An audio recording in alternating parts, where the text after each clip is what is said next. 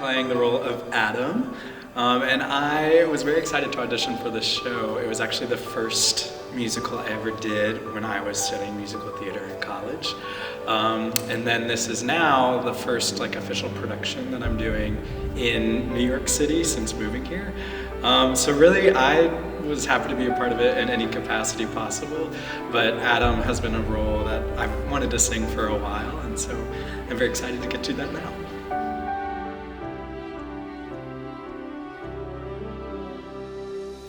I think this is honestly the first time that I've played a father, I think, ever.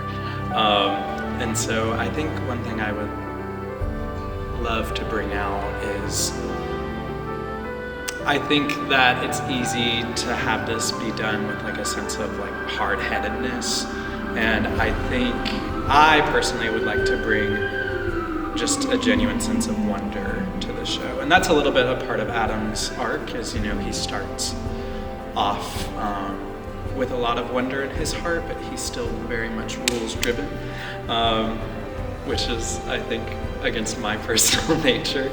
I like to know the reason. I think I identify more with Eve than I would with Adam, because I always want to know the why behind what we're doing. If someone tells me something's wrong and I don't understand why it's wrong, I don't really feel called to necessarily follow that direction.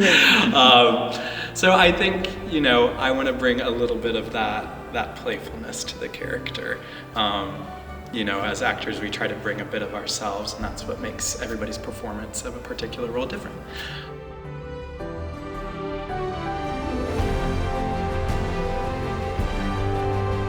I think it's a tricky question, because this music, I was raised very, very religious, in a pretty conservative background, and so there can be aspects of this musical that feel a little sacrilegious, maybe, if you're going in thinking that this is going to be exactly like it is in Genesis.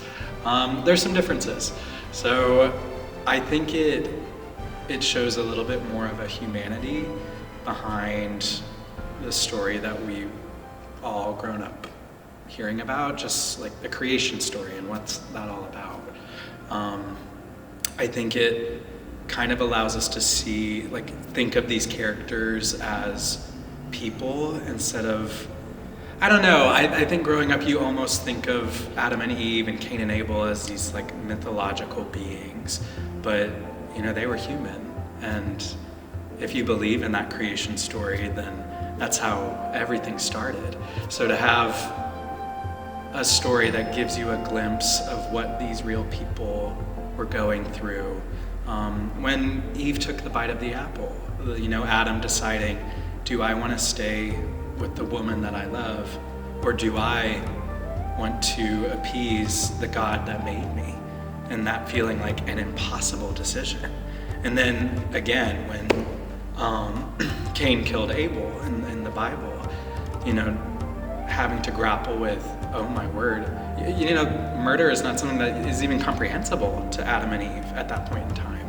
So learning how to live life post that, post watching your child die, what do you do? And so I think that's one of the reasons why it still resonates today, is it's a story of overcoming grief, and a story of exploring your creativity and exploring things that feel mysterious to you, and that genuine, just human desire to want to learn and to want to know more, and maybe knowing more than you're supposed to know.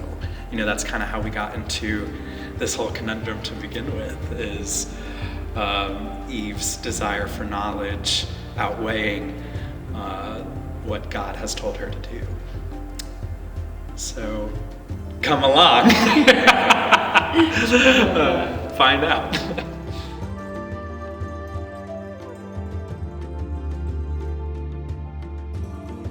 Oh, okay. Well, Wicked is my top one, and that's so basic, but I saw Wicked. It came to the touring production when I was a kid. It was the first musical I ever saw, and so I knew I always wanted to use my voice, but I didn't really know what that looked like. I knew I didn't really want to be like a singer-songwriter.